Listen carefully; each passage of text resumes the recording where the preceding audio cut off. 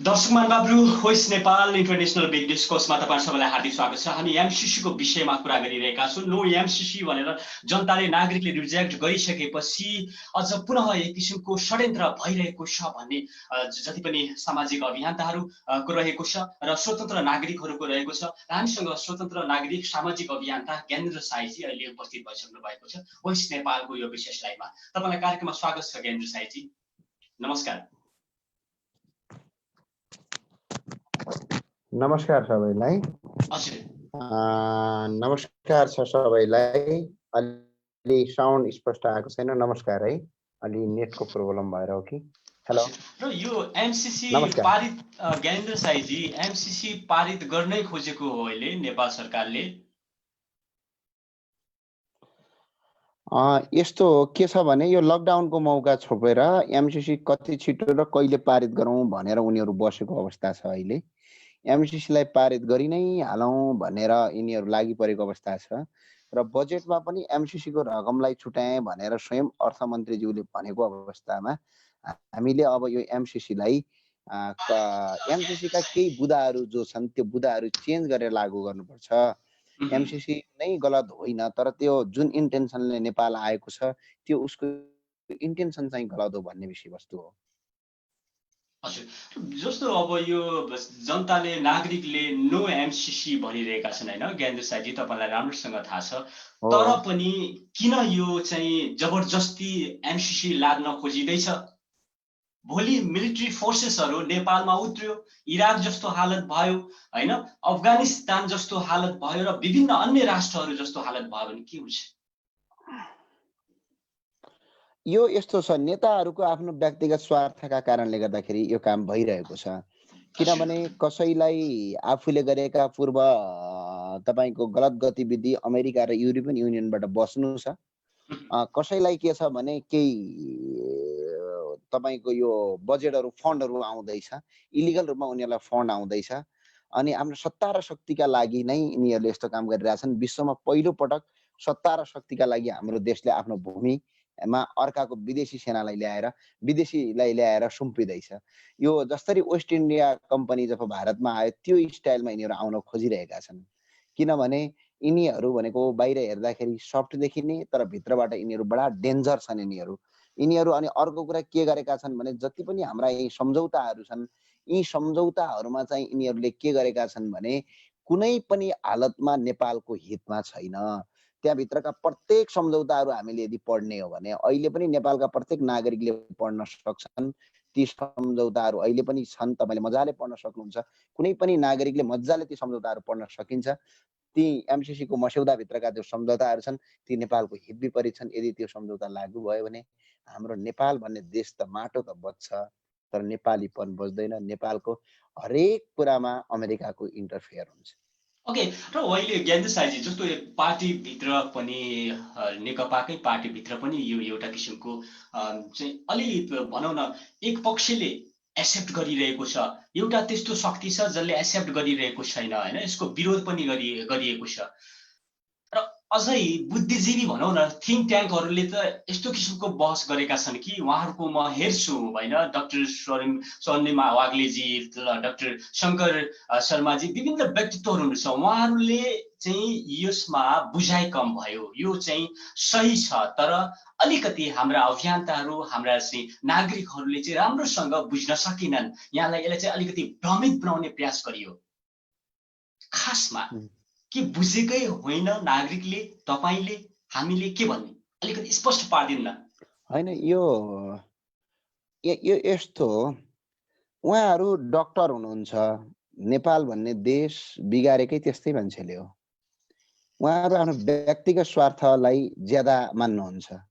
उहाँ राष्ट्रिय योजना आयोगको उपाध्यक्ष पनि बन्नुभयो। यो देशमा के विकास गर्नुभयो त? एउटा मात्र देखाउनुहोस्। राष्ट्रिय योजना आयोगको उपाध्यक्ष हुँदाखेरि यो देशले कहाँनिर फड्को मार्यो, कुन योजनाले काम गर्यो, त्यो पनि हामी हेरिराखेका छौँ। अनि अर्को यस्तै बुद्धिजीवीले हो यो देशलाई कंगाल बनाउने।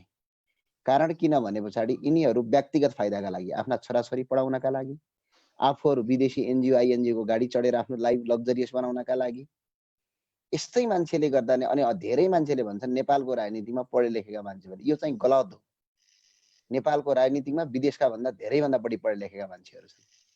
नेपालको इतिहासमा पनि पिएचडी गरेका मान्छे प्रधानमन्त्री पनि भएका छन्, एकपटक होइन। प्रधानमन्त्री डाक्टर कीर्तिदेवी विष्ट र डाक्टर तुलसी गिरी, डाक्टर बाबुराम भट्टराई, पिएचडी गरेका मान्छेहरू तपाईँको धेरै पटक अर्थमन्त्री बनेका छन्, तर पनि मुलुकको केही पनि सिनको मान्छे गरेर। कारण किनभने पढाइ एउटा कुरो कस्तो छ भने सेल्फिसनेस पढाइ छ। शिक्षा तपाईँको बिल्कुलै कमाउँ र धन्दा गरौँ र खाउँ भन्नु अरूको कुनै विकल्पको शिक्षा छैन। यो शिक्षाले गर्दाखेरि उनीहरू अर्को कुरा भने उहाँहरूको सेल्फ रेस्पेक्ट हुन्छ।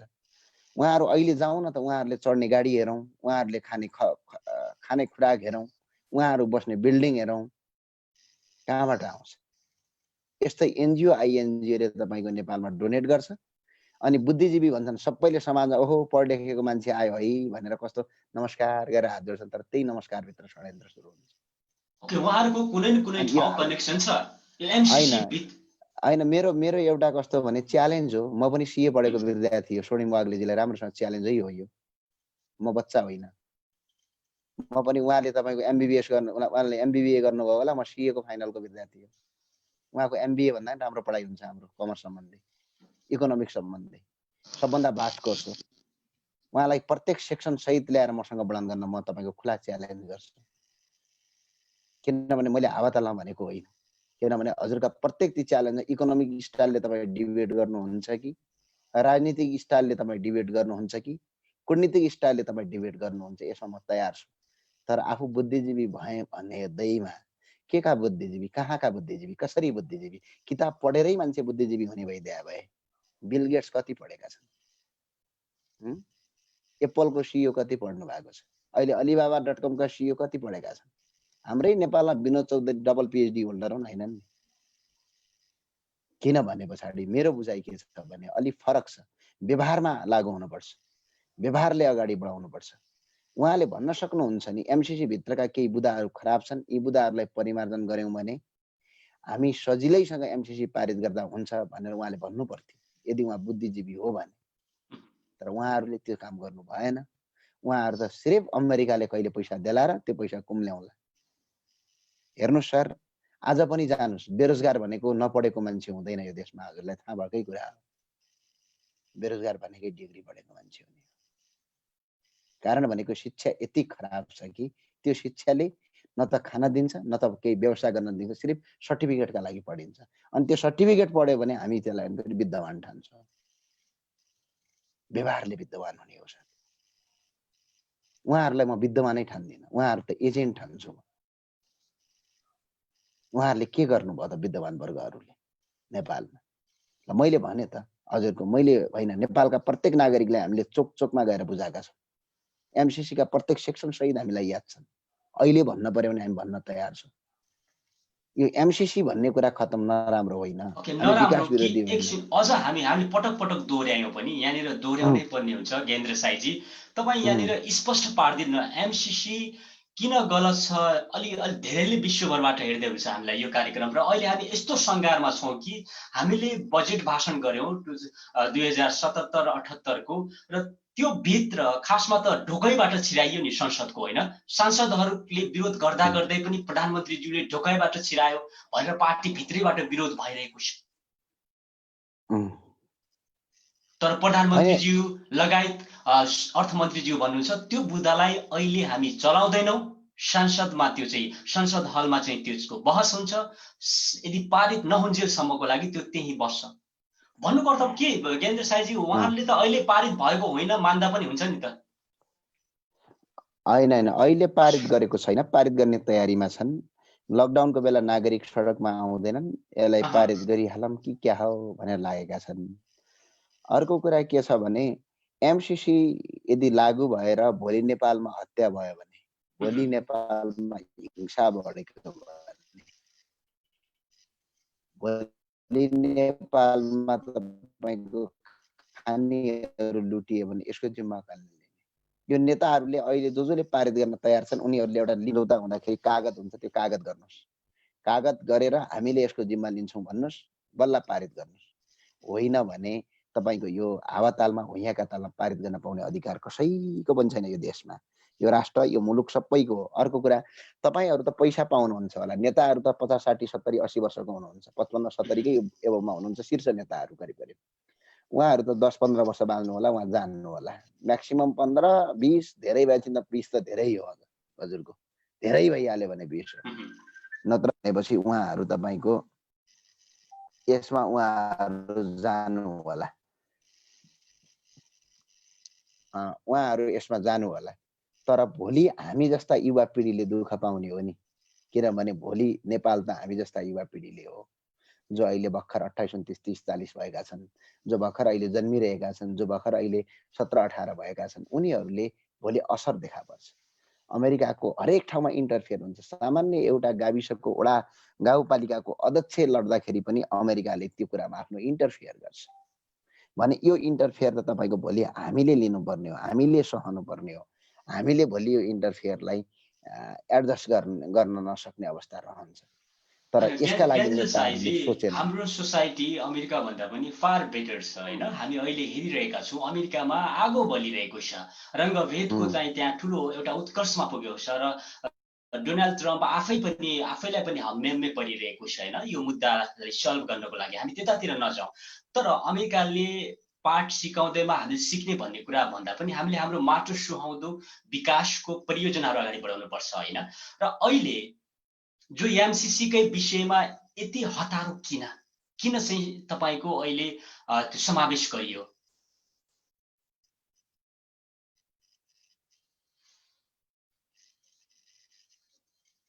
कारण के हो भने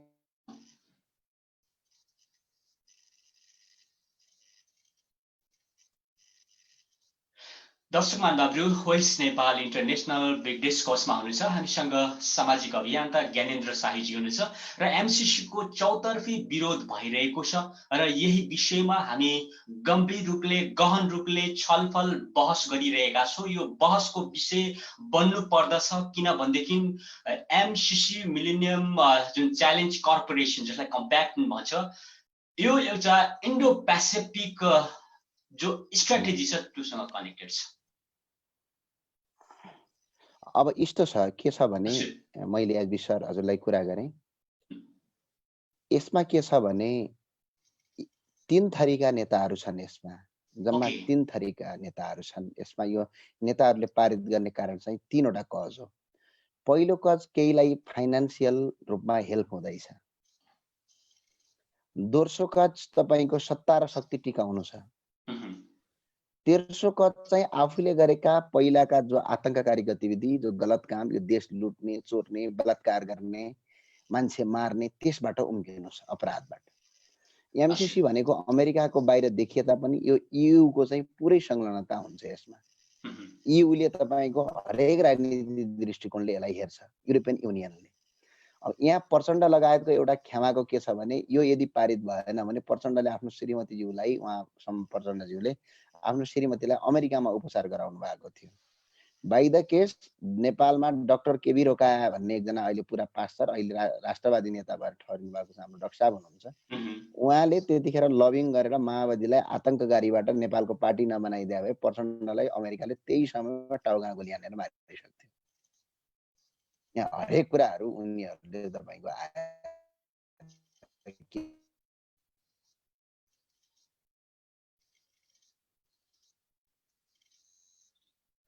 दर्शक महानुभावहरू, वेस्ट नेपाल इन्टरनेसनल बिग डिस्कसमा हुनुहुन्छ र एमसीसी को चौतर्फी विरोध भइरहेको छ। नागरिकले भनिरहेका छन्, एउटै स्वरमा बुलन्द आवाज उठाइरहेका छन्, नो एमसीसी, एमसीसी लाई रिजेक्ट गर्नुपर्छ भन्ने एउटै आवाज रहेको छ। सामाजिक आवाज, सामाजिक सञ्जालमा यसको आगो बलेको छ, आगो नै भन्नुपर्छ, नो एमसीसी। मैले धेरै हेरे नागरिकको मत सर्वव्यापी कि 2-4 जना व्यक्तिको मात्रै मत सर्वव्यापी भन्नु त? अब हामीले त 1 करोडको हस्ताक्षरै बुझाएको, 1 करोड, नट अ जोक।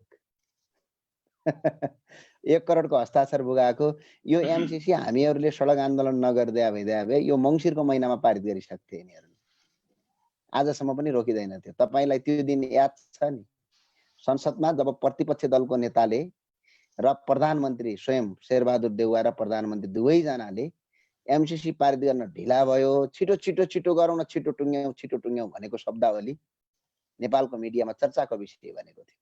उहुँ, तर हामीले त्यही दिनबाट सडकमा आन्दोलन गर्यौं, ठुलै आन्दोलन गर्यौं कि जो नेपालको इतिहासमा 62-63 सालभन्दा पछाडि सबैभन्दा बढी नागरिकहरू सडकमा निस्किए, जसको हामीले विभिन्न सभाहरू सम्बोधन गर्यौं, विभिन्न किसिमका तपाईँको चरणबद्ध आन्दोलन गरेपछि जनताको दबाब म्याक्सिमम भइसके पछाडि नेकपाले पनि अब हामीलाई यत्रो जनदबाब आइसक्यो, हामी जनताको विरुद्धमा यदि गयौं भने भोलि हामीलाई पतनको बाटोमा जान्छौँ भनेपछि उसले केन्द्रीय कमिटीभित्र छानबिन समिति बनायो। त्यो छानबिन समितिले रिपोर्ट दिएपछि अहिलेसम्म पेन्डिङ हुनको कारण त्यो हो, नागरिक दबाब हो। अब अहिले लकडाउनको बेला पारित गर्न खोज्नुको मुख्य कारण भनेको नागरिक सडकमा आउन सक्दैनन्, यतिखेर हामीले टक्कै गरिदियौँ भने चट्टै हुन्छ भन्ने हो। अर्को कुरा भनेको यदि लोकतन्त्र मान्नुहुन्छ उहाँहरूले, यदि गणतन्त्र मान्नुहुन्छ, यदि नेपालका संविधानका धारा 14 र धारा 16 लाई मान्नुहुन्छ भने पछाडि हैन, नेपालका तपाईँको करिब करिब 1 करोड नागरिकले एमसिसी चाहिँदैन भनेर हस्ताक्षर गरेको प्रमाण हामीले बुझाएका छौँ। त्यो प्रमाणको उचित गर्नुपर्छ, जनमत सङ्ग्रह गर्नुपर्छ यस्ता केसहरूमा। जनमत सङ्ग्रह गर्ने भने 90 हैन, 95 हैन, 98 हैन, 99% भोट एमसिसी चाहिँदैन भनेर भोटिङ हुन्छ। 1% एमसिसी चाहिन्छ भन्छ, जो एमसिसीबाट प्रत्यक्ष बेनिफिट लिएर पनि फाइदा लगेका छन् भने नागरिकको मतको अपहेलना गर्नु भनेको यो सरकार अलोकतान्त्रिक हुनु हो, यो सरकार गणतन्त्र विरोधी हुनु हो। गणतन्त्र विरोधी भनेको यस्तैलाई भन्छन्, बुझ्नुभयो? त्यो भएर नारामा यस्तो चस्मा लगाएर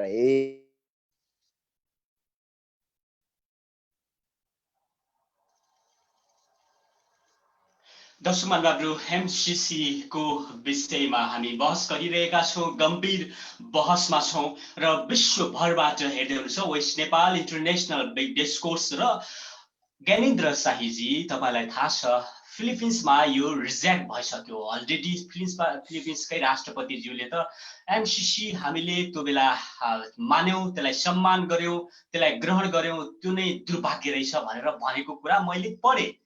त्यो अहिले पनि सर्च गर्दा भेट्न सकिन्छ। श्रीलङ्कामा पनि यसलाई रिजेक्ट गरिएको छ। र हामी जस्तो सानो मुलुकभित्र एमसिसी तिर चाहिँ अलि आकर्षित हुनुको मुख्य कारण र प्लस एमसिसी यो कारणले गलत छ भनेर तपाईँले जति बुझ्नु भएको छ त्यो पनि अलिकति बताइदिनुहोस्। हुन्छ। आज सुन्नै पहिलो कुरा भनेको नेपालका नागरिकले हुन्छ, नेपालका नागरिकले एमसिसीको बारेमा चाहिएको छ कसैले पनि भनेको मैले सुनेको छैन, नेता भए सबै नेपालीले एमसिसी चाहिँदैन भने। तर नेताले चाहिन्छ भनेको व्यक्तिगत स्वार्थका लागि। जसरी इस्ट इन्डिया कम्पनी भारतमा आएर भारत कब्जा गर्यो र गुलाम बनायो, त्यस्तै गरी यो एमसिसी आएर नेपाल कब्जा गर्यो। नेपालको भौगोलिक हिसाबमा, अर्थ राजनीतिक हिसाबमा, सामाजिक हिसाबमा, हरेक हिसाबमा अमेरिकाले इन्टरफेयर गर्ने एउटा तरिका हो। यो गलत किन छ भन्ने हो। एमसिसी डोनेसनका रूपमा जुन हिसाबले बाहिर प्रचार गरिरहेको छ त्यो हिसाबले आइदिएको भइदिए भए त नेपालका सबै नागरिकले ताली पड्काएर स्वागत गर्नुपर्ने कुरा हो, तर त्यो त छैन। अब सम्झौतामा यहाँ सुन्नु, एमसिसीको हैसियत भने के हो त? पहिला सबै नागरिकले बुझ्न के जरुरी छ भने एमसिसी भनेको एनजिओ भनिराखेका छन् धेरै मान्छेले हजुरलाई, तर एमसिसी एनजिओ होइन, अमेरिकाको सरकारी संस्थान हो, सरकारी एजेन्ट हो एक हिसाबले भन्ने हो भने। अमेरिकन सरकार, अमेरिकन गभर्मेन्ट हो। यहाँ के लेख्छ भने म तपाईँलाई पढेर सुनाउँछु, मलाई 2 मिनटदेखि 3 मिनट समय दिनु होला, मैले यसको बुदा अलिक व्याख्या गर्नुपर्छ, नागरिकले बुझ्नुपर्छ। हामी छोडी माग्लेज्यू जस्तो विद्वान हौँ भन्दै नागरिकलाई भुल्याउँदै आफ्नो घर सोझ्याएर हिँड्ने मान्छेहरू नेपालका धेरै नागरिकहरू नहोलान्। अनि अर्को मलाई के छ भने सोडिङ माग्ले सर, तपाईँलाई म सम्मान गर्छु तपाईँको विज्ञतालाई, तर तपाईँको त्यो विज्ञता यो देशका हितमा खर्च गरिदिनुहोस्। व्यक्तिगत फाइदा, केटाकेटी पढाउन, छोराछोरीलाई गाडी किन्नलाई होइन। किनभने यसमा नेपालका तपाईँका तमाम नागरिकहरू छन्। यो 2007 साल होइन, तपाईँभन्दा विद्वान मान्छेहरू पनि बाहिर छन्। तपाईँ पो पार्टीको कार्यकर्ता बन्नुभयो र यो राष्ट्रिय जनआयोगको उपाध्यक्ष भन्नुभयो झोला बोक्दै। तपाईँभन्दा धेरै विद्वान मान्छेहरू बाहिर छन्, ती मान्छेले पढेका छन्, बुझेका छन्, हरेक हिसाबमा बुझेका छन्। त्यो भएको हुँदा म पढेर सुनाउँछु एमसिसीको हैसियत। मलाई 5 मिनट समय दिनु होला। दफा 6 को 8 मा भन्छ एमसिसी सम्झौताको दफा 6 को 8 मा के भन्छ भने प्रस्तै पढेर सुनाउँछु। एमसिसी प्रस्तुत सम्झौताको कार्यान्वयनका लागि संयुक्त राज्य अमेरिकाको तर्फबाट कार्यरत संयुक्त राज्य अमेरिकाको सरकारी निगम हो, सरकारी हो। यो प्रस्तुत सम्झौता अन्तर्गत कुनै पनि क्रियाकलाप वा अक्करमडेबाट उत्पन्न हुने वा कुनै पनि हानि वा दाबीप्रति एमसिसी तथा संयुक्त राज्य अमेरिकाले दायित्व वहन गर्दैन। सरकारले एमसिसी वा संयुक्त राज्य सरकार वा एमसिसी वा संयुक्त राज्य सरकारका कुनै पनि वर्तमान वा निवर्तमान अधिकारी वा कर्मचारी विरुद्ध प्रस्तुत सम्झौता अन्तर्गतमा क्रियाकलाप वा आक्रमणबाट उत्पन्न हुन सक्ने कुनै पनि हानि, नोक्सानी, चोटपटक, मृत्यु सम्बन्धी कुनै पनि सम्पूर्ण दाबीहरू परित्याग गरेको छ। सरकारले उल्लेखित कुनै पनि निकायका विरुद्ध त्यस्तो हानि, नोक्सानी, चोटपटक वा मृत्युका सम्बन्धमा कुनै पनि प्रकारको दाबी वा कानुनी प्रक्रिया अवलम्बन नगर्ने कुरामा सहमति जनाएको छ। प्रस्तुत सम्झौता अन्तर्गत क्रियाकलाप वा अक्करमडेबाट उत्पन्न हुने कुनै हानि वा दाबीका सम्बन्धमा एमसिसी तथा संयुक्त राज्य सरकार वा एमसिसी वा संयुक्त राज्य सरकारका कुनै वर्तमान भूतपूर्व अधिकारी वा कर्मचारीहरू नेपालका कुनै पनि अदालत तथा न्यायाधिकरणको क्षेत्राधिकारबाट उन्मुक्त रहनेछन् भनी सरकार सहमत भएको छ। यो भन्नको कारण उहाँहरूले नेपालको कानुन लाग्दैन। उहाँहरूलाई नेपालको टेरिटोरीभित्र बस्ने कुनै पनि मान्छेलाई नेपालको कानुन लाग्नुपर्छ। यो विश्वको नियम हो, नेपालको नियम होइन। तपाईँ अमेरिकामा एउटा एनजिओ चलाउनुहुन्छ, अमेरिकामा अमेरिकाको कानुन लाग्दैन भनेपछि नेपालको संविधानभन्दा ठुलो भयो। एउटा पाटो यहाँ छ। अब अर्को तपाईँलाई म पढेर सुनाउँछु राम्रोसँग। एमसिसीमा धेरै मान्छेले यो बुदाहरू पनि पढेका छन्। धारा 3 को दफा 3 को 2 चको सम्पूर्ण बौद्धिक सम्पत्ति अमेरिकाको पूर्ण अधिकार हुनेछ। परियोजनाको लेखा परीक्षण अमेरिकन कम्पनीले गर्नेछ। अमेरिकन सरकारले चाहेमा जुनसुकै बेला पनि सम्झौता रद्द गर्न सक्नेछ। प्रस्तुत सम्झौता लागू भएपछि प्रस्तुत सम्झौतामा उल्लेखित र नेपालको राष्ट्रिय कानुन बाजीमा प्रस्तुत सम्झौता लागू हुनेछ। यो नेपालको राष्ट्रिय कानुन भन्दा पनि ठुलो भयो। अर्को कुरा भनेको यस परियोजनामा नेपाल सरकारका राज्यका कुनै पनि निकायलाई खटाउनु पर्दा एमसिसी को स्वीकृति लिनुपर्नेछ। भोलि एमसिसी मा केही चोरी होला, डकैत होला, कोही मान्छे मारेर एमसिसी भित्र मान्छे छिर्यो भने अब अनुसन्धानका लागि एमसिसी को अनुमति चाहियो। यो चाहिँ गलत छ। अनि अब तपाईलाई म राम्रोसँग बुझाउँछु कि एमसिसी लाई नेपालमा किन हामीले राष्ट्रद्रोही भन्यौं त? एमसिसी लाई किन हामीले तपाईको एमसिसी सम्झौता किन देशघाती भयो त? राष्ट्रद्रोही अर्थात यो देशमा हित विपरीत किन भयो भने एमसिसी ले तयार पारेको प्रस्तावमा उल्लेखित अवधारणा र व्याख्याका नेपाल सरकारले छलफल गर्ने, व्याख्या बुझ्न वा व्याख्या गर्न स्पष्टीकरण सोध्न नपाउने। नेपाल सरकारले केही पनि स्पष्टीकरण सोध्न पाउँदैन एमसिसी लाई। भने यो तपाईको कस्तो हुन्छ भने लगम बिनाको घोडा जस्तो हुन्छ के हजुरको, जे गरे पनि भयो। एक हिसाबले भने बौला हात्ती जस्तो हुन्छ, ध्रुवे हात्ती जस्तो, यसले जे पनि गर्न सक्छ। अर्को भनेको एमसिसी ले मागेको भूभाग वा स्रोतहरू अर्को कुरा गर्न नपाउने गरी कानुनी रूपमा हस्तान्तरण गर्ने। अर्को यो धेरै कुरा लामो चाग्लो जानु पर्दैन। नेपालको संविधान नेपालको संसदबाट पारित गरेपछि यो विधेयक बन्छ, थाहा छ हजुरलाई? विधेयक संसदको 2/3 पारित गरेपछि यो कानुन बन्छ। एमसिसी लाई नेपालको कानुन बनाउँदैछन् यिनीहरूले। विधेयक भन्दैछ, विधेयक भनेको कानुनै हो। यो एमसिसी एउटा सामान्य एनजिओ आइएनजिओ जस्तो भइदिए भए यो संसदमा लिनुपर्ने के आवश्यक थियो? थिएन नि। नेपालको एउटा तपाईको परराष्ट्र मन्त्रालयले या उद्योग मन्त्रालयले यसले जुन क्षेत्रमा काम गर्न चाहन्छ त्यही मन्त्रालयले स्वीकृति दिएपछि यसले सजिलै काम गर्न सक्थ्यो नि, हैन र? यसलाई त विधेयक बनाएर कानुन बनाउँदैछन्। जसरी इस्ट इन्डिया कम्पनीले भारतको त्यतिखेरको भारतका राजाहरूसँग बनाएर कानुन बनायो, त्यस्तै कानुन बनाउँदैछन्। यो कानुन बनाउनु भनेकै सबभन्दा पहिले त्यो अपराध हो।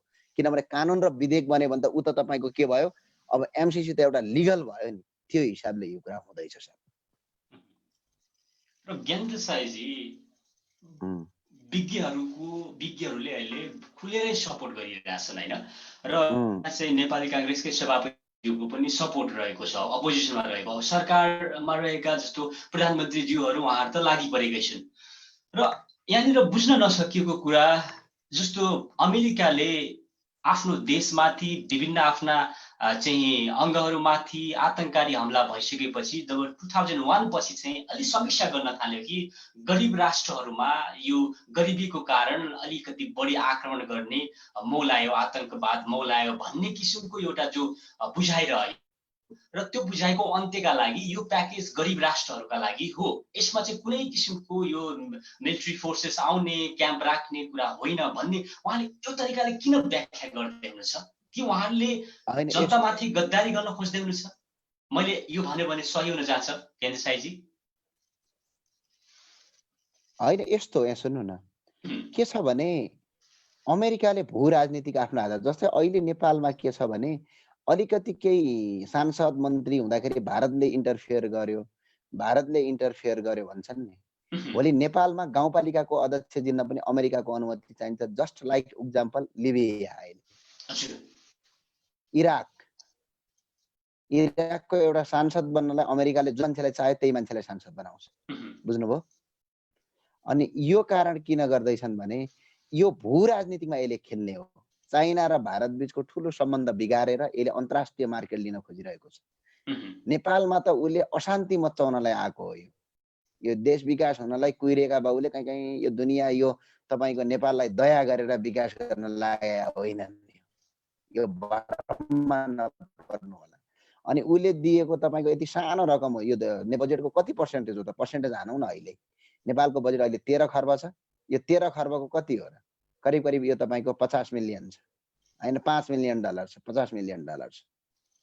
भनेपछि कति हुन्छ र यो? नेपालको त्यही कति 5-6 अर्ब हुन्छ होला जस्तो लाग्छ मलाई यिनीहरूलाई पहिलो पटकमा त्यति हुन्छ। यिनीहरूले गरेपछि तपाईँको करिब करिब भने पछाडि अब नेपालको यो धेरै ठुलो बजेट पनि होइन। यसले काया पलट पनि गर्ने होइन। एनसेलको रकम भन्दा सानो हो एचबी सर, बुझ्नुभयो? एनसेलले 62 अर्ब गर्दाखेरि यो 50 अर्ब 55 अर्ब हुन आउँछ। एनसेलको रकम भन्दा कम रकम हो। यसले मुलुकै काया पलट गर्न सक्छ भन्ने कुरा त्यो चाहिँ तपाईँको यो हावाजाट कुरा हो। यो त के भनेपछि नेपालको जियो पोलिटिक्समा खेल्न आउँदैछ। यो यसको कूटनीतिक चाल हो।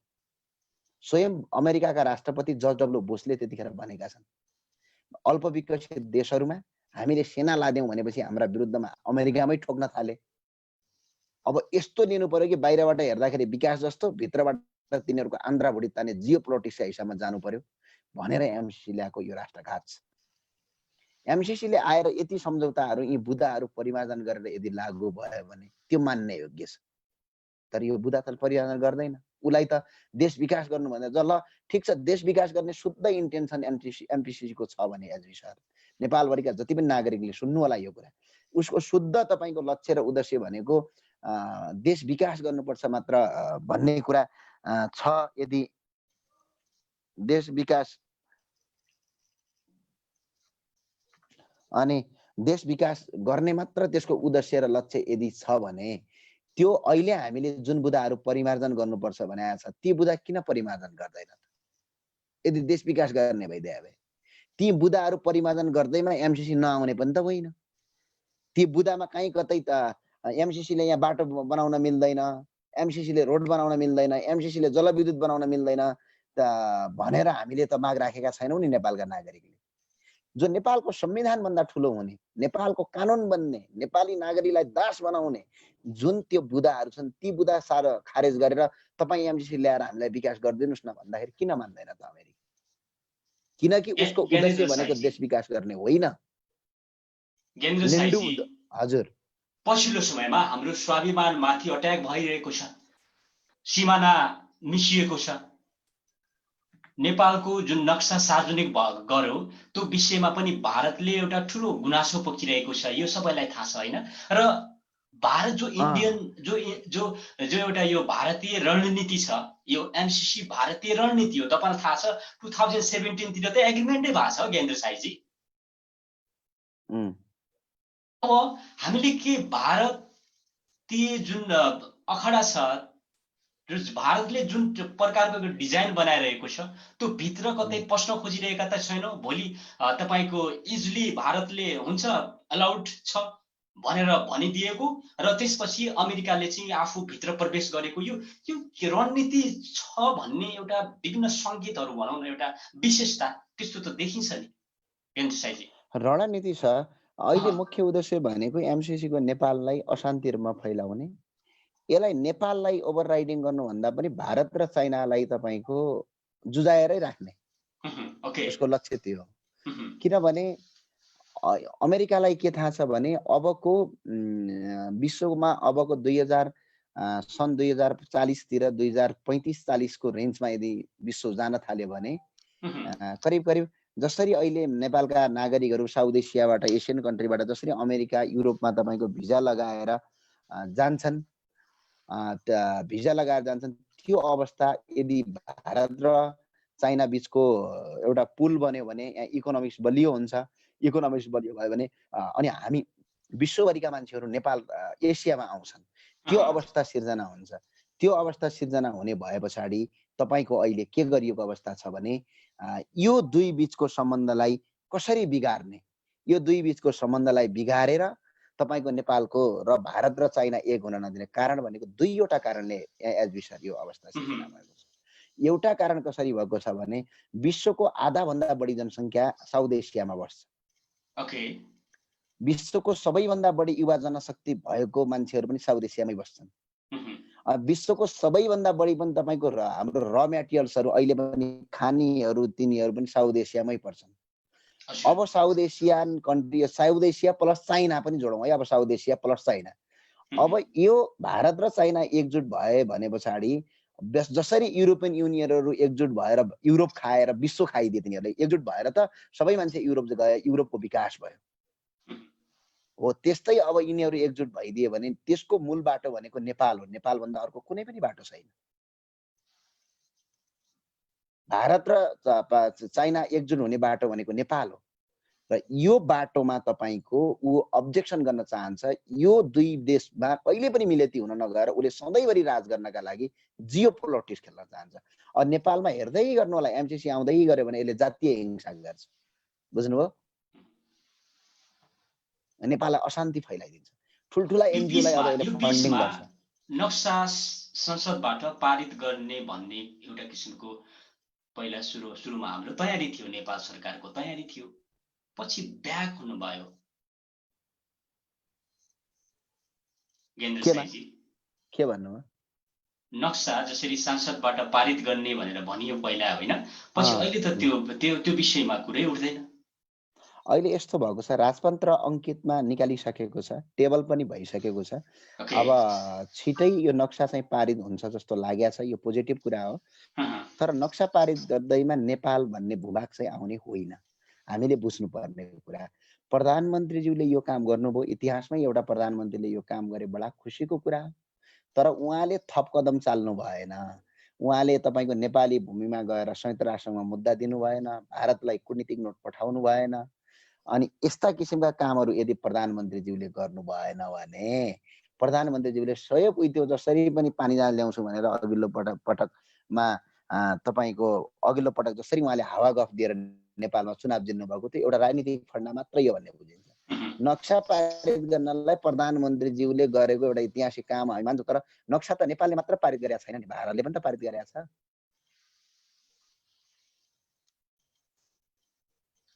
ओके, हैन हो नि, एकदमै। त्यो भएको हुँदाखेरि अब यसलाई के हेर्नुपर्छ भने यो पहिला त सरकारले गरेको यो कामलाई हामी सबैले पोजिटिभ हिसाबले हेर्नुपर्छ। हामी सबै राष्ट्रिय मुद्दामा एकजुट हुनुपर्छ। प्रधानमन्त्रीले गरेको कामलाई सादर गर्छौं, तर प्रधानमन्त्रीले यति मात्र गरेर पुग्दैन, बाँकी थप कदमहरू चाल्नुपर्छ। कूटनीतिक पहल चाल्नु पर्यो, इन्टरनेसनल कोर्टमा जान पर्यो, संयुक्त राष्ट्र सङ्घमा जान पर्यो। यस्ता किसिमका कामहरू हुन्छन् जुन हाम्रो कूटनीतिक नोट हुन्छ दुई देश बीचमा। प्रधानमन्त्रीले आजसम्म त्यो नोट लेखिएको अवस्था छैन। मध्यस्थकर्ता खोज्नु पर्थ्यो, त्यो पनि खोजिएको छैन। यहाँ त उही भैरव रिजाल र हाम्रो अभियानले ल्याएको नक्सा हो क्या, प्रधानमन्त्रीले पारित गरेको नक्सा। हजुरलाई थाहा छ कि छैन? यो मङ्सिरकै महिनामा हामीले पारित गरेका थियौँ। सीमा बचाउ अभियानले त मङ्सिरको महिनामा गृहमन्त्रीलाई दिएको नक्सालाई टक्क हालिदिनु भयो, किनभने अरबौंको भ्रष्टाचारका लागि। अब उहाँले त्यसलाई फर्दर अगाडि काम गर्नुभयो सम्माननीय प्रधानमन्त्रीज्यूले भनेपछि हामी सबैले प्रधानमन्त्रीज्यूलाई सादर समर्थन गर्नुपर्छ। तर उहाँले त्यो काम अब अरू बाँकी गर्नुपर्ने काम अगाडि बढाउनु भएन भने सिर्फ त्यो चुनावी फाइदाका लागि, कार्यकर्तालाई भोलि जनतालाई झुक्काउनका लागि गरेको काम हो भन्ने कुरा नेपाली जनताले बुझ्नेछन्। ओके, अब के गर्ने ज्ञानेन्द्र साईजी? संसद प्रत्येक जिल्लाबाट, प्रत्येक ठाउँबाट प्रतिनिधिहरू हुनुहुन्छ होइन, उहाँहरूलाई चाहिँ फोन गरेर दबाब दिने कार्यक्रम पनि तपाईले अगाडि सार्नु भयो। यो कतिको प्रभावकारी छ? हामीले आजबाट हामीले कार्यक्रम सारेका छौँ।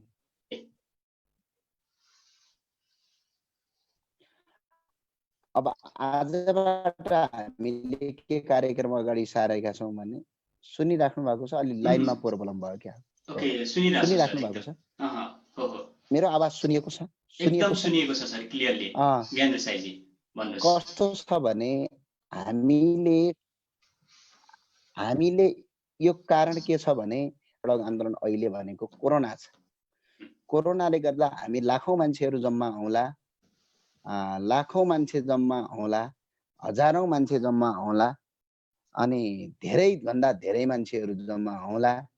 त्यो भइसकेको अवस्थामा तपाईँको यहाँ कोरोना एउटा आमसभामा भएको कुनै पनि एउटा र्यालीमा कतै कोरोनाको एकजना व्यक्ति मात्र फेला परेर लाखौँ मान्छेलाई यदि त्यो तपाईँको कोरोना फैलियो भने यो कोरोनाले तपाईँको यति धेरै ठुलो असर पार्छ कि जुन असरलाई तपाईँको हामी सबैले सजिलैसँग ट्याकल गर्न सक्दैनौँ। जस्तै उदाहरणका लागि अमेरिका जस्तो देशले 1 लाखभन्दा बढी मान्छे 2 महिनामा मरिसक्यो। हामी कहाँ 17,000 मान्छे मर्दाखेरि हाम्रो हालत आज यो छ। हजारौँ मान्छेहरू छन् घाइते भयो, हजारौँ मान्छेहरूको तपाईँको जीवन बर्बाद भयो। 17,000 मान्छे 10 वर्षमा बस्दाखेरि हाम्रो देश कति पछाडि पर्यो हेर्नुहोस् त। यहाँ यो कोरोनाको ठुल्ठुलो आमसभा गऱ्यौँ भने कोरोनाले गर्दाखेरि एकजना व्यक्तिलाई लाग्यो भने हजारौँ नागरिक मर्छन्, लाखौँ नागरिकहरू मर्छन्। यो हामी कन्ट्रोल गर्न सक्दैनौँ। त्यही भएर यस्ता किसिमका कार्यक्रम अहिले बन्द गरेर प्रत्येक सांसदको नम्बर हामी भोलि सार्वजनिक गर्दैछौँ। आज केही सांसदको नम्बर सार्वजनिक गरेका छौँ। तपाईँको निर्वाचन क्षेत्रको सांसदलाई सोध्नु, सडक आन्दोलन गर्नु भनेको र सांसदलाई सुनाउने त हो। सडकमा हामीले आन्दोलन गरेर पनि त सरकारलाई नै सुनाउने हो। अनि सांसदलाई डाइरेक्ट सुनाउने क्या, अब डाइरेक्ट फोन गरेर सुनाउने। असभ्य भाषा कसैले पनि प्रयोग नगर्ने। एमसीसी पारित किन गर्दैछौ त्यो सोध्ने। अर्को एमसीसी पारित गरिसके पछाडि गर्यौ भने तिमीहरूले भोलि एमसीसीले गर्ने खतराको त्यो ग्यारेन्टी अहिले लिनुपर्छ। भोलि चोरी भयो, नेपालका खानी बेचिए, कोही बलात्कार भयो केही भने यही अहिले जो पारित गर्छन् यिनका विरुद्धमा मुद्दा लगाउनुपर्छ भन्ने हिसाबले सांसदलाई कल गर्ने, कलिङ कार्यक्रम गर्ने, यो व्यापक कल गर्ने, सबैले कल गर्ने। एसबी सरले पनि हजुरको निर्वाचन क्षेत्रको सांसदलाई फोन गर्नुहुन्छ भन्ने म आशावादी छु। म पनि मेरो निर्वाचन क्षेत्रको सांसदलाई कुरा गर्छु। किनभने प्रत्येक नागरिकले हामीले त्यो गरिदियौँ भने ती सांसदहरूले त गएर पारित गर्ने त सांसदले हो नि। यिनीहरूले 10 पटक सोध्छन्। अर्को कुरा भनेको कार्यकर्ता नै सांसदका लागि सबभन्दा ठुला कुरा हुन्छ। जनता भनेको पछिल्लो पटक निर्वाचन जित्नु पर्दैन।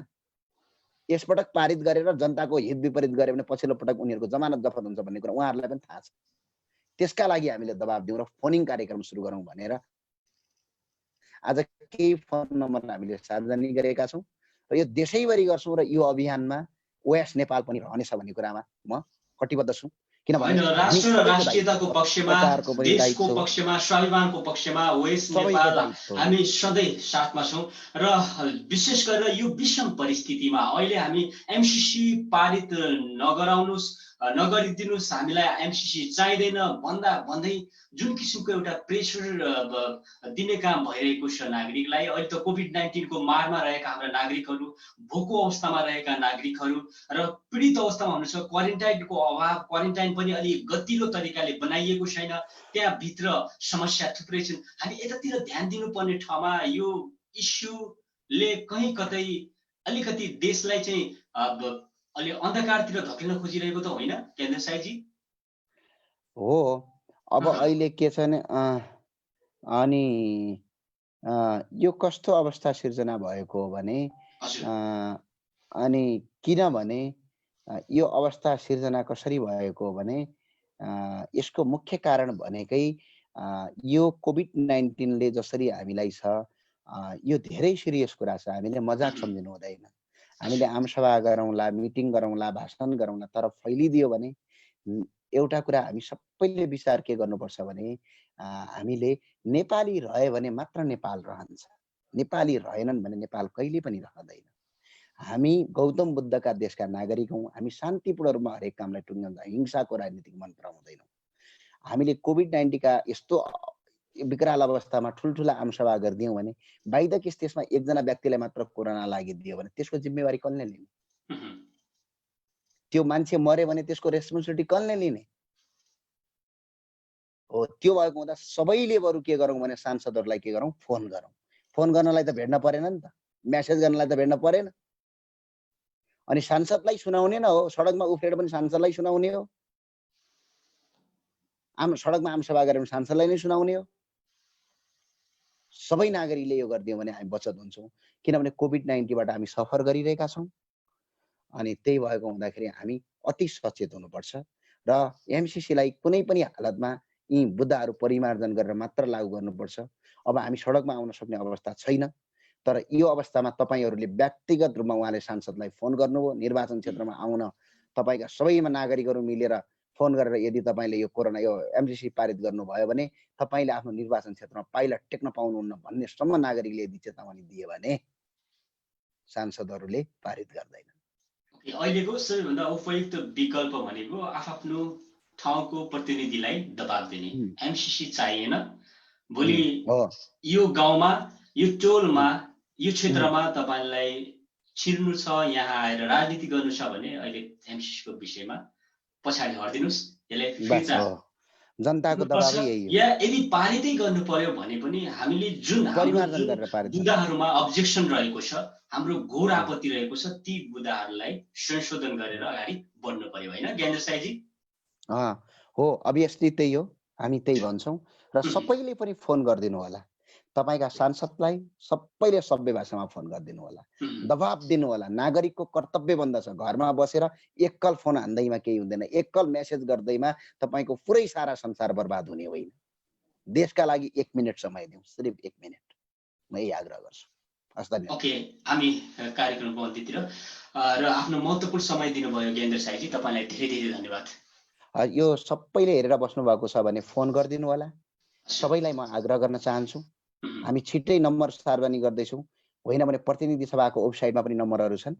सबै भाषामा गर्नु होला, असभ्य भाषा नेपालको कानुनी दायराभित्र बसेर गर्नु होला, कानुनी दायराभन्दा बाहिर गएर नगर्नु होला, किनकि हामी कानुन मान्दछौँ। कानुनी दायराभन्दा असभ्य रूपमा गर्नु भने यसको जिम्मेवारी तपाईँ आफै हुनुपर्नेछ। म यही आग्रह गर्दछु, सचेत नागरिक बनाऊ, एकपटक तपाईँ खबरदारी गरौँ। हस्, धन्यवाद। Thank you Gyanendra Saiji, thank you so much. र म यसले ताम्रकातमा बिदा चाहन्छु। नमस्कार।